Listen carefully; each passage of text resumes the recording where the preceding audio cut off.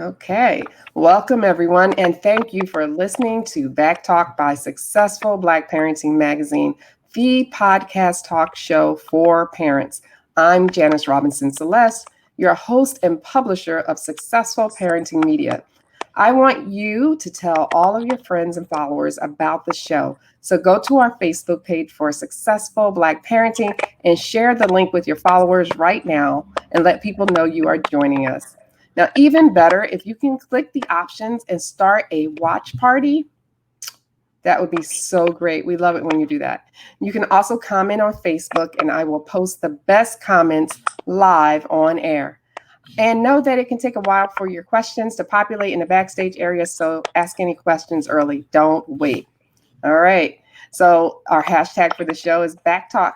Now, September is Sickle Cell Awareness Month. This is a disease that is found mostly in the Black community, and roughly 2 million people carry the sickle cell trait. About 100,000 Americans live with sickle cell daily. And here to discuss it is Dr. Corey Ibert, who is the chief resident at the at Tulane University in New Orleans, chief resident of pediatrics at Tulane University. I want to get that right, in New Orleans, because that's a big deal. And he is also the chief medical officer at Dillard University. So welcome and thank you for joining us. Yes, I just wanted to make one thing clear. I was the Yeah. chief resident. Oh, okay. I was the first Black chief resident in the history of Tulane, Boom. but that was many moons ago when I had a lot more hair. So that was 20 plus years. 20 plus years. Well, thank you for clarifying that. But that is an amazing, I think that's just great. So I'm so proud to know you and know that you were the first. It's all something Yes. about being the first, right? Yeah. But please explain to our audience what exactly is going on, like when a person has sickle cell anemia. Okay, so let's just jump right into this because Black people as a whole, we really think that there's a big cure for sickle cell and that it's no big deal anymore. Nobody's dying from it. Nobody's having problems with it. And that's just really not true. You heard the stats. You mentioned the stats earlier. And so when we start talking about, 100,000 people with this disease, we have to start thinking, wait a minute. That's a lot of people with a very serious debilitating disease that causes them to have bone pain almost every day, that causes them to have pneumonia, recurring pneumonias. Every time they get fever, they have to go to the hospital and get IV antibiotics and IV fluids. They have to get blood transfusions all the time. They're tired all the time. If their blood transfusions become too frequent, then they have to get iron treatment so they can get the iron out of their blood. They have strokes.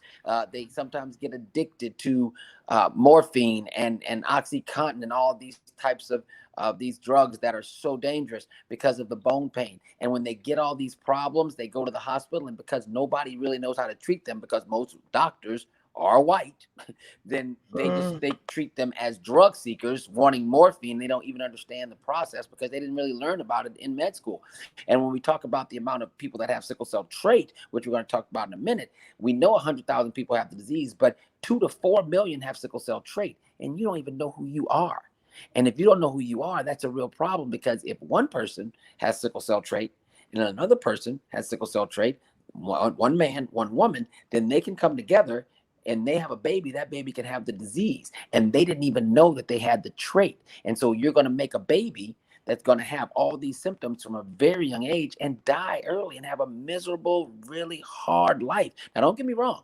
If they have some people that have sickle cell disease and they, try to be as normal as possible. But if you ask them, is my life much more difficult because of this? Yes. And a lot of the times, they tend to die early. So, it's a horrible thing that is 100% preventable. It's 100% preventable because if you knew you had the trait, and you know that your partner has the trait, you could either decide not to procreate with them, adopt a baby, or if you wanted to have a baby, that is your prerogative. But at the same time, you should be aware. All we're asking is you need to be aware. And how do they do that? Do they get tested prior to having a baby when you're thinking about having a baby? Is that what you suggest? Well, the real beauty of this is that when people ask me that question, I say, you don't have to be tested because you already are tested. Anybody that's of childbearing age in the United States right now was tested for sickle cell trait at birth. It is a law in all 50 states that when you are born, you get what's called a newborn screen, and you're tested for thyroid problems. You're tested for sickle cell. You're tested for biotinidase deficiency. You're tested for a few things, but in all 50 states, you're tested for sickle cell trait. And so you don't have to get tested at all. All you have to do is call your state or call the hospital that you were born, and you can get the results, and you'll know. And that, see, I'm sure that just blew your mind, because it blows everybody's mind, because you got to Yes. think about it. You don't have to do anything, and we can get rid of this disease. We can get rid of it, but we Right. have to know, and that's the issue. Right. Education is key here, I would assume. Okay. Absolutely. So let's talk about the origins of this disease, because I was always told that it was an evolutionary process that protected Africans living in the area of Victoria Falls from mosquito-borne diseases like malaria. Is that right? Yes, that is the case. So let's think about Okay. what happens with sickle cell. The reason why we Mhm. have it's called sickle cell. Most people don't even realize why it's called that.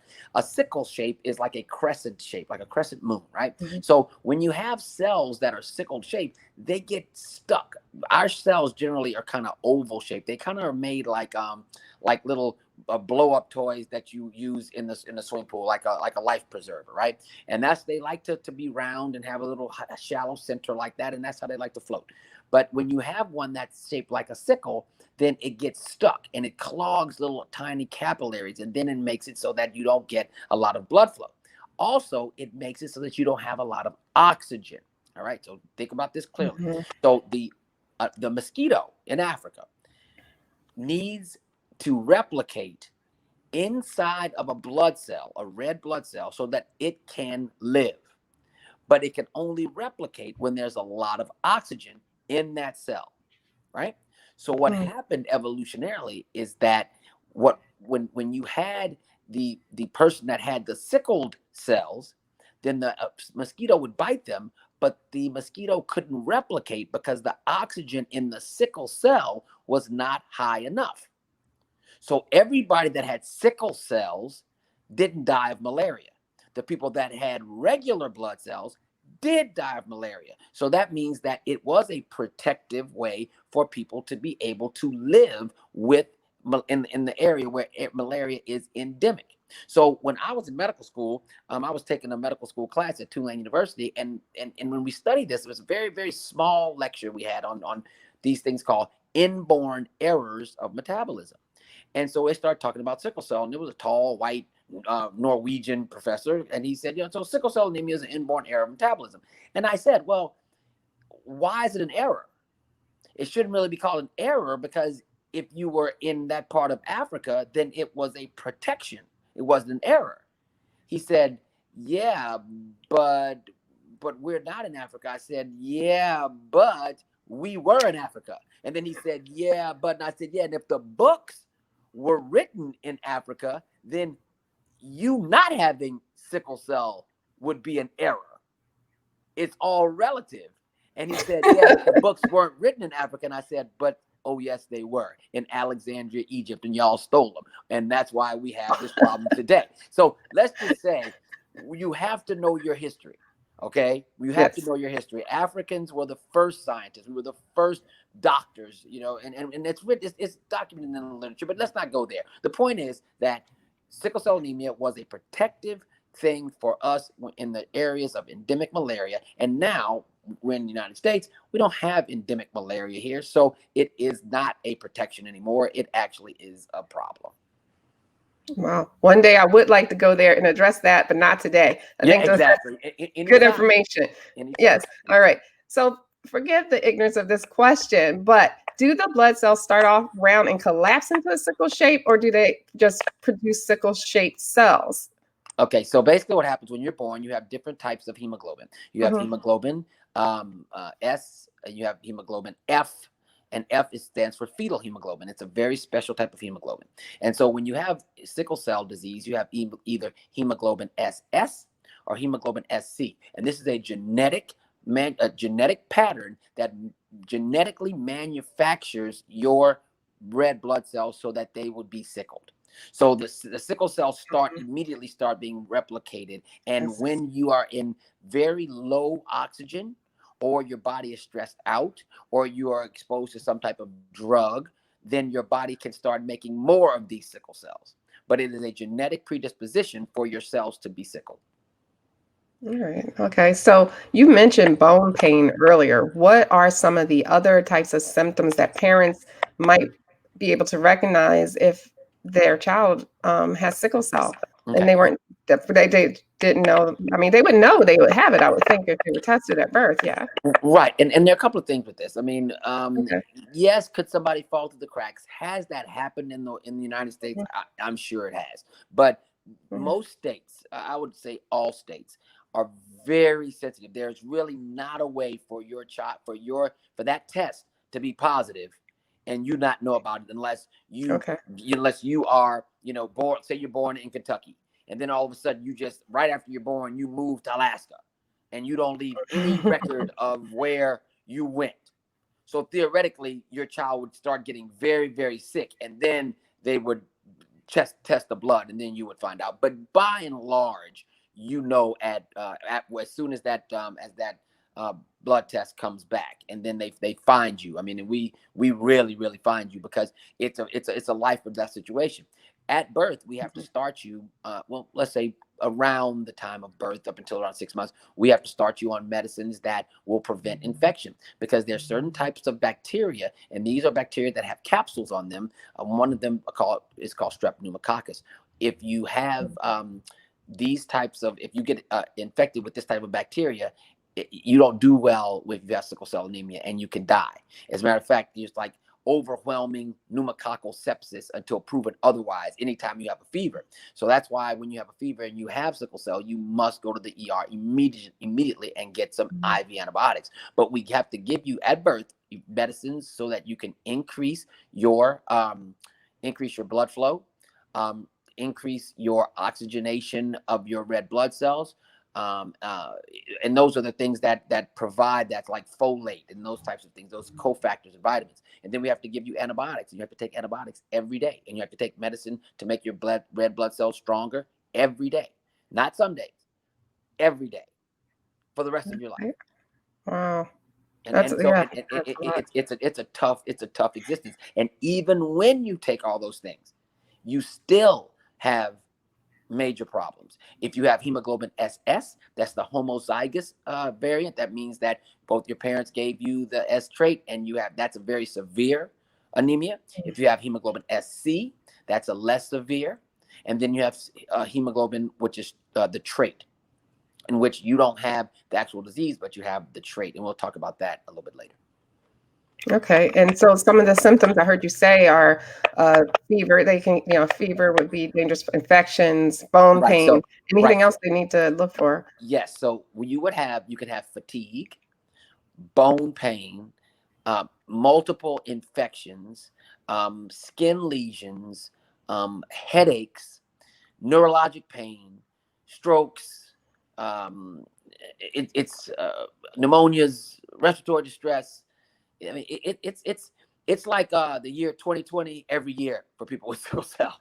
You know what Oh I mean? my It's like goodness. it's a hard one. And so there are some people that say, you know what? Well, I have sickle cell trait. My husband has sickle cell trait. We want to have a baby, so we're going to have the baby, and we know what's going to happen, and so we still want to bring our baby into the world. And I'm okay. I'm not the biggest fan of that. I mean, some people even say, if you have trait, we can't date. Okay, that is out there. I think that's a bit insensitive. However, Mhm. as long as you know, and you know what you're getting into, that's enough for me. As seeing, being a doctor that takes care of children, um, of the last 15 babies that I've had to tell their mother or father that they have sickle cell disease, none of the 15, not one of them, knew that their partner had trait, and they had trait, and they had the possibility of having this disease. And if you don't believe, just go out and ask any Black person, do you have trait? 80% of the time they're going to say, I don't know, or maybe, or my mama told me I did, or they're going to say something, but they do not know. They do not know. So those symptoms come up a lot. And when those symptoms come up, they are extremely debilitating, Okay. Okay. And as well are well there as any? early death, as well as early death. Oh yeah. All right. Are there any problems in utero with the baby who will be diagnosed later with sickle cell? Do they have any issues, or are they okay because of the mother? Generally not, because they have basically most of the mother's blood. So Okay. generally not. That they're Okay. okay in utero. Wow. Okay. So let me ask you, I know you have a focus on this disease, and I mean, it's pretty obvious to me why, but what made you decide to focus on this in your part of your practice? I know you said you have 15 patients. Why this as your focus? There could be any disease that you picked. Why this one? Yeah. Oh yeah, I have 100 patients. I have the last 15 didn't know. Hundreds of patients with that have this, and not even untold numbers that have the trait. What made me start worrying about it more is because in this and COVID-19 kind of derailed my craziness to go and just become rabid about it in the media, because I'm a medical journalist. So I'm the chief medical editor for Mhm. NBC television for the Gulf South. I had a segment on Dr. Oz show for a while. I'm a contributor to MSNBC. I'm on CNN all the time.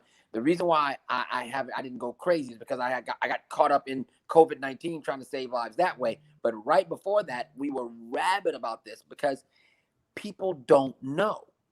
They just don't know. And when I tell a young mother that her child has sickle cell and she starts to cry, and then she says, "I'm so upset, but there's a cure, so it'll be okay." And I'm like, there's not a cure, babe. There's not a cure. And there, theoretically, let me be very clear here. You might say, well, I heard that they had people that are being cured from sickle cell. There have been a few people that have gotten stem cell transplants, bone marrow transplants, and have been cured of sickle cell. As a matter of fact, there's a program called Be the Match that is so good that I actually work with them all the time, trying to get more Black people to be bone marrow donors for not just sickle cell, but for all types of illnesses, cancers. But the issue becomes that's very expensive. It is costly. And when you're talking about 100,000 people that have this and over a million, $2 million to do it, insurance doesn't pay for it. So I don't know many Black folks that have $1 million laying around, So that's not a reality for us as a people right now. So the only thing we can do is to prevent and treat, and that's just unacceptable. And we know that we could stop this immediately. And by the way, the hemonc doctors, those hematologists, oncologists that treat these patients, a lot of them, are great. I mean, they're great doctors. But just like in every profession, whether it be a policeman, whether it be a fireman, whether it be a lawyer, there are bad apples out there. And there's some doctors that are hematologists and oncologists that don't really like to treat these patients because they don't really have anything for them. I mean, pain medicine, that's it. And then I'm having to prescribe morphine to you all the time. And then, we get in big trouble now as doctors prescribing morphine all the time. So they don't like to see them.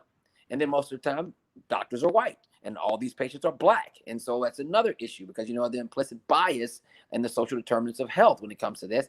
And furthermore, when we look at a disease state like cystic fibrosis is a genetic disease. It's not similar to sickle cell, but it kind of comes out like sickle cell. Like you have a gene, and then the parents have it, and then it trickles down, and then the baby is very sick and dies early. Just kind of like sickle cell, right? Well, if you look at the amount of money put into the research to find a cure for cystic fibrosis, it's like 40 times more than sickle cell. Mhm. We've only had 2 or 3 drugs in the last 65 years to come out to even try to fight this. I mean, one of them we'll talk about is called Sickle, and it's a hydroxyurea that actually helps with increasing the decreasing the anemia of sickle cell anemia. And it's a really great new way to be able to decrease the anemia, but they just don't have a lot of research. Doctors don't really like to take care of the patients. There's really no cure for it that is readily available. So the patient seems lost. And then what happens is that it's all, everybody's cute when, a child is 5 years old and has bone pain and everybody's like, oh, we'll take care of you. But when you're 27 years old and you're a grown man and you're like, I need morphine, and you're at the ER and the doctor's white and has never treated a sickle cell patient, you ain't getting no morphine. And then you're depressed because you're in pain and there's nothing you can do. Then they mark you as a drug seeker on your ER record. I mean, it is a disaster. And it's not fair. It is 100% not fair, and we have to do something as Black people about this. We must, because it is when we start talking about the social determinants of health, we have to talk about sickle cell disease, because it's been here and it ain't going anywhere until we as a people do something about it, because we can no longer expect white people to do something about it, because they don't, by and large, treat this disease or any disease that affects Black people the way that they treat white people. And it's not that I'm making this up. I'm not some kind of conspiracy theorist. The studies have been done. We had a study that came out recently that Black babies that are treated by white doctors die more often than if they were treated by Black doctors. It was on the cover of Right. USA Today. If you're a Mm-hmm. Black man and you go to the ER and you have chest pain, you are not going to get the same treatment as a white man that goes to the ER with chest pain. And I didn't make that up. That study was done out of Harvard and several other institutions. So we can't even expect that a disease that is just affecting Black people is going to be any better. As a matter of fact, we expect it to be worse. Right. I'm going to get into treatments in a little bit, but how does having or how does COVID in general complicate things for people with sickle cell disease? We don't know. And that's what is very important about the data points. Because when we start talking about who's getting the data, where's the data going, when they had this big hubbub about, the CDC was getting the data. Now they changed it so the FDA got the data and it goes directly to the White House, and then they send it back to the CDC. And that's, I don't know why that they did that. I mean, I'm involved with all types of clinical trials. I'm doing a clinical trial right now for a treatment for COVID-19. I'm doing a clinical trial right now and a principal investigator for a vaccine. I'm very highly involved in African American treatment of COVID-19. But what we don't know is COVID-19 is that when it kills you, it's a respiratory disease. Black people are dying in astronomical numbers and disproportionate numbers. So we think, why? Because we have high blood pressure, cytokine storm, diabetes, obesity, sure, all those things. But what about the fact that there are 4 million people with sickle cell trait out there, that if maybe the fact is they're the ones that are dying because they don't have enough, reserve in their lungs, and they are the ones that are dying, but we don't have the data points to know if the people that are dying that are Black have sickle cell trait. We just don't know, because half the people that are dying don't know if they have sickle cell trait because they never even looked. So all we need to do is look. Do you guys hear that? We need to look. You need to call. You need to find out right now if you have the sickle cell trait, especially if you're in childbearing years. You need to do that. It's very important. We'll make sure we make that point. Now there are treatments, like you said, for sickle cell disease. Can you talk a little bit more about what parents can do if their children are suffering with this disease and how it works? Yes. So basically, what we know that you should take antibiotics to treat these Mhm. certain types of bacteria, and that will prevent you from getting infection and dying from that. We know that there are exchange transfusions, and those are when you take the bad blood out and put the good blood in, and take bad blood out and put the good blood in. We can do that. There are just blood transfusions where we give you blood because your blood level is so low. Those are things that happen. We give you medicines like folate. Folate is a precursor, so it helps with the red blood cell process. And there's something that's the latest thing that has come out, which is called a hydroxyurea. And the hydroxyurea, this brand is called Sickle, and Sickle is a medicine that also aids in the ability for the red blood cell to replicate and to decrease the anemia. We know that when you decrease the anemia of sickle cell anemia, then it actually makes it so that you feel better. You don't have a lot of the complications. But a lot of doctors, once again, don't take care of sickle cell patients. They don't know that there's a medicine like Sickle out there. They don't know. They don't ask the questions, because basically all they want to do is just, get people out of the office sometimes. And I'm not trying to be a jerk about it by saying that doctors are not good, because doctors are good. It's just that doctors are human beings as well. And if I can't help you except throw pain medicine at you, then it's kind of tough. And so, and if I also know that there hasn't been a medicine in 65 years, basically, that has come on the market, then, and I'm working in rural Illinois, how would I even know that there's other medicines out there? So the hydroxyurea medicine, sometimes it's been, touted as not the best because it was hard to administer, or you couldn't titrate the dose appropriately. But that's why Sickle is a medicine that way you can titrate the dose very, very closely, so you can get a very, very accurate dose, so you can decrease the anemia and get on with your life. It's very important to decrease that anemia, and people just have to know about this stuff. I mean, right now, 30 years ago, somebody could ask you, "Hey, man, what's the capital of Montana?" I don't know, and that was it, right? You wouldn't have to go to the encyclopedia. But now you have that in the palm of your hand. If somebody asks you a question, there's never a reason. I don't know. It's not an option for anything. So at this point, there's not an option for someone not to know about a medicine that can treat their sickle cell, or someone who knows someone who has sickle cell. They need to know that there's a medicine out there that can make their sickle cell partner, cousin, friend, grandmother, grandfather feel a lot better. They need to know. Right. And I'm telling you, during this whole concept of COVID-19, I am in the process of fixing that, but I'm also in the process of fixing this. And when this 19 is over, you can best believe there's going to be a full court press on just this, because I am tired of it. I'm sure you can tell that I am sick of us dying from stuff that we can prevent.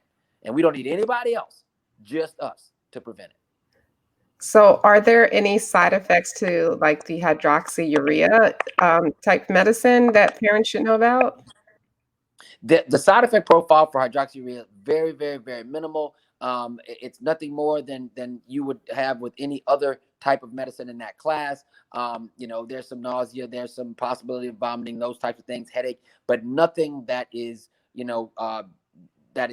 outlandish, that you would even be considered, that would be considered bad. And in the relationship of a risk benefit ratio, you have to realize that if you are talking about having anemia and pneumonia and bone pain and morphine addiction and I said bone pain and pneumonias and infections, then the side effect profile is very minimal compared to the things that you would get if you don't increase your oxygen carrying capacity of your blood. Okay. And we had a audience member named Crystal Lily 39. She said her oldest son has the trait. So does that mean one of his parents, her or her, I guess, significant other who had the baby's father had to have also the trait, correct? Yes, that One. is correct. Now, I want to just jump into this trait thing, because there's 4 million people out there that think that because they have trait, they don't have disease.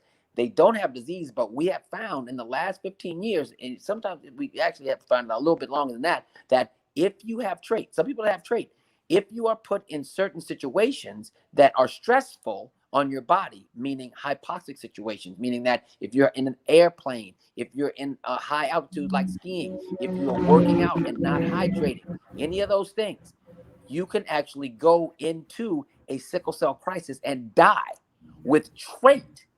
Right. So Wow, this is very really? scary. Okay. Now, and this is so important, because it's so serious that if say her son wants to play NCAA Division 1, 2, or 3 football or basketball or baseball, when they find out he has trait, he has to undergo a whole other battery of tests as policy by the NCAA to play sports, because 15 black men have died on the football field in the last few years from trait, from sickle cell trait. Now you say, well, why is that? Why don't they die in the games? Why are they dying in practice? Because in football, you run and stop and run and stop and run and stop during the game. But during conditioning, you don't run and stop. You just run. And then you don't stop. You don't hydrate. You become hypoxic and you die. So anybody out there with trait, that's why I'm saying this is so important. It's not just 100,000 people with sickle cell disease. It's the 4 million black people out there with trait that could die from trait, let alone have a partner with trait and produce a baby with sickle cell disease. Am I serious? Is this serious enough for people out there to understand? This is an emergency that we alone can eliminate in 5 years if we wanted to. But we have to know, and knowledge is power. All right. So once again, you need to know if you have the trait. So even the trait can be deadly. I never knew that. So this is all news to me. Let me ask you, we're running out of time, but what is the most important thing besides getting to knowing if you have it or not, finding out? because you were tested, as you said earlier. What is one of the most important things you want parents to know that you may have not mentioned so far?